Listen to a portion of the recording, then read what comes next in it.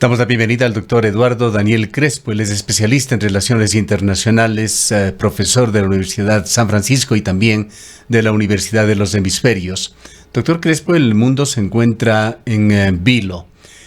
Quisiéramos en esta mañana, aprovechando su experticia, conocer su opinión, su punto de vista y la información, sobre todo, que ha llevado a este origen de una guerra en Ucrania. Hay movilización de tropas, advertencias de que los ciudadanos norteamericanos tienen que abandonar Ucrania, etcétera, etcétera. Es decir, se da por un hecho de que un ataque de Rusia a Ucrania es inminente. En efecto, estamos viviendo una escalada ya desde fines del año pasado entre Ucrania, entre lo que es Ucrania y Rusia, y también tenemos pues ahí la presencia de la OTAN, de la Organización del Tratado del Atlántico Norte, encabezada por los Estados Unidos, que de alguna manera se ve involucrada en este conflicto, ya que ha demostrado su apoyo, en algunos casos logístico, también con el envío de expertos hacia Ucrania, y por supuesto también está ahí el otro actor político que es la Unión Europea.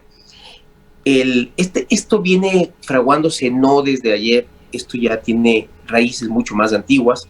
Si nos queremos ir a la historia inmediata, tenemos que pensar en lo que fueron las manifestaciones del Euromaidan en el año 2013, la anexión de Rusia, por parte de Rusia, quiero decir, de la península de Crimea al año siguiente, el 2014, y la situación tensa que desde ese entonces hasta ahora se ha vivido en las regiones prorrusas, ¿no? En las regiones del este de Ucrania, donde la población es mayoritariamente de origen ruso, la región del Donbass, ¿no? Donde se autoproclamaron justamente en años pasados las repúblicas de Lugansk y Donetsk, que cuentan con el apoyo ruso, y ese punto muerto que lo venimos llevando desde el 2013-2014, pues es el que ha llegado en este momento a una tensión sin precedentes. A esto, por supuesto, hay que juntarle la crisis energética europea, las sanciones que vienen desde antes, las críticas a la anexión de Crimea, inclusive lo que es la ampliación de la OTAN hacia las fronteras rusas y la reacción que está tomando pues el gobierno de Putin. Esta situación, doctor Crespo, nos remonta de alguna manera a varios años atrás, aproximadamente 30 años, en el año 1991, tras la disolución de la Unión Soviética, cuando varios territorios, entre ellos Ucrania, se transformaron en repúblicas independientes, pero la posición de Ucrania, de entre todas estas nuevas repúblicas que surgieron, es estratégica, pues se encuentra en la frontera entre el oeste y el oriente. Bueno, lo que pasa es que si nosotros nos remontamos un poco, ¿no? Y de hecho es necesario entender también la historia para saber cómo hemos llegado a este punto. Ucrania prácticamente nunca ha sido un país independiente, eso es una realidad. Ucrania durante la Edad Media fue una región de transición, ¿sí? Por un lado, tribus eslavas, lo que vendrían a ser los eslavos orientales, que compartirían pues un tronco común, en este sentido rusos, bielorrusos y ucranianos, formaron una federación conocida como la Rus de Kiev, que colapsa en el siglo XIII, a mediados del siglo XIII, con la invasión de los mongoles. Y lo que ahora vendría a ser Ucrania, en su región más occidental, empieza a caer en la esfera de potencias, bueno, en este momento no nos suena como potencias, pero lo llegaron a ser a fines de la Edad Media, principios de la modernidad, como es la Confederación Polaco-Lituana, una tierra también en disputa con lo que después va a ser, ya es a esas alturas, a fines de la Edad Media, el Imperio Turco-Otomano, y lentamente Rusia, desde el núcleo de Moscú, empieza a expandirse hacia el Mar Negro, ¿no? Entonces, en esta zona, un poquito, como digo, a caballo, entre otras potencias, se va formando la identidad ucraniana como una entidad en algunos sentidos aparte, pero tampoco es una entidad completamente independiente. Y toda esa región, especialmente oriental, siempre bajo la esfera rusa. Rusia va entrando en lo que ya es el sur de Ucrania, ya en el siglo XVIII. Entonces, las reclamaciones sobre lo que es la región oriental y la región costera en el Mar Negro de Ucrania no son cosa nueva. Esa región ha estado bajo influencia rusa muchísimo tiempo atrás. Crimea fue, como digo, a principios del siglo XVIII ya conquistada por los rusos. Dentro de la configuración de la Unión Soviética, a partir de la Revolución Rusa, es que surge como una entidad política administrativa la República Socialista Soviética de Ucrania.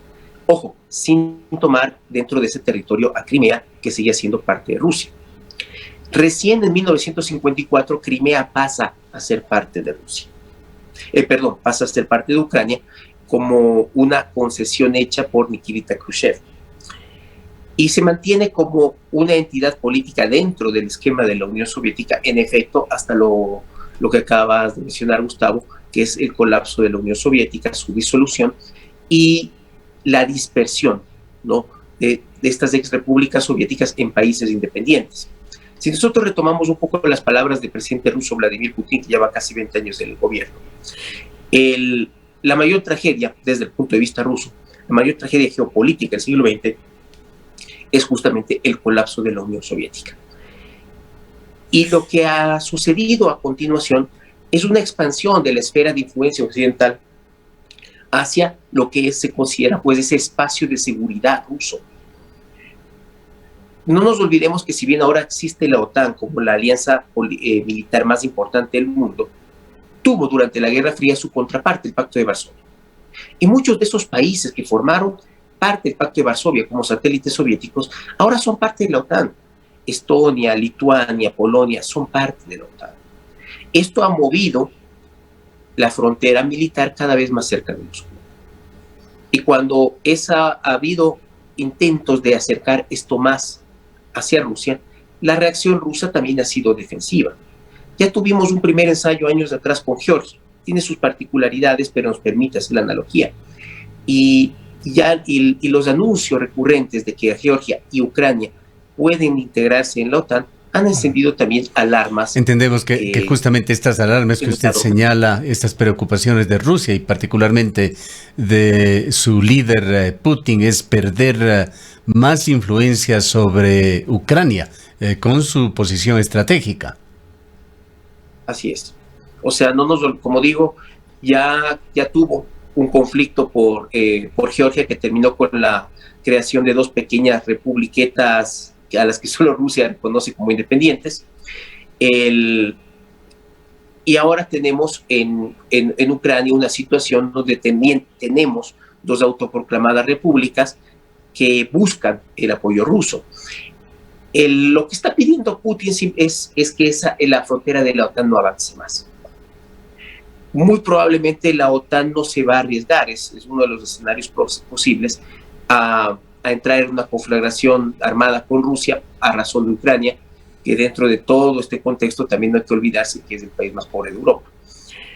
Tenemos también ya en la frontera oeste de Ucrania una pequeña republiqueta solo reconocida por Rusia, de la que no se habla demasiado, que es Transnistria. Entonces, la influencia rusa en algunas regiones de Ucrania está presente, dudosamente va a desaparecer, como lo mencionó también un alto mando militar de la Armada alemana hace unos días. Crimea ya se fue, no va a volver, y lo que corresponde en este sentido es de alguna manera buscar ese espacio que conjugue la independencia de Ucrania con la demanda rusa de seguridad. ¿Qué riesgos existirían, doctor Crespo, de que esta mecha que está a punto de encenderse, por lo menos según las autoridades europeas y norteamericanas, pueda derivar a una conflagración mundial? Recordemos los orígenes de la Primera Guerra Mundial, por mucho menos, o de la Segunda Guerra Mundial, allí sí ya con una intencionalidad, pero que se inició con autoatentados que los provocaba el propio gobierno alemán. Aquí se está jugando con fuego. Por supuesto. Ahora bien, yo veo que llegar tal vez a la conflagración directa es un poco más difícil de lo que más complicado de lo que las imágenes parecen demostrar. Me voy a explicar. Por un lado, Ucrania todavía no es parte de la OTAN. No existe, por lo tanto, la obligatoriedad dentro del tratado de apoyarla en caso de una invasión rusa. Si bien tropas de la OTAN, es más bien expertos de la OTAN y lo que es también armamento y logística de parte de miembros de la OTAN ya está presente en Ucrania. Tenemos una situación muy particular con lo que es la crisis energética europea. Europa Occidental depende demasiado del gas ruso.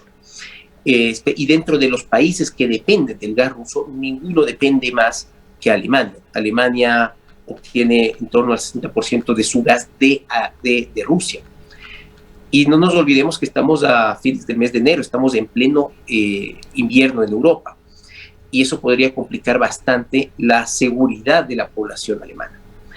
Entonces no es estratégicamente el mejor momento para sancionar a Rusia cuando todo lo que tienen que hacer los rusos es cerrar la llave del gasoducto. En un tiempo tan corto, doctor Crespo, es muy difícil de enfocar en tantas aristas que tiene esto, pero la situación al inicio de este martes es sumamente compleja. Hay amenazas de severas sanciones a Rusia, hay advertencias incluso de Estados Unidos de mover unas 8.500 tropas hacia Europa. La OTAN ha puesto sus tropas en estado de alerta. Estados Unidos ha ordenado salir de Ucrania a los familiares de los diplomáticos ante la amenaza rusa. Es decir, hay vientos de guerra. ¿Qué es lo que cree usted va a suceder en las próximas horas, los próximos días? Bueno, de forma inmediata tenemos una nueva reunión, ¿no es cierto?, entre autoridades rusas y de la OTAN en Bruselas, a tratar de llegar a algún acuerdo. Las demandas rusas son bastante claras en ese sentido, ¿no? O sea, no ampliar la frontera de la OTAN y garantías para la población prorrusa en el este de Ucrania.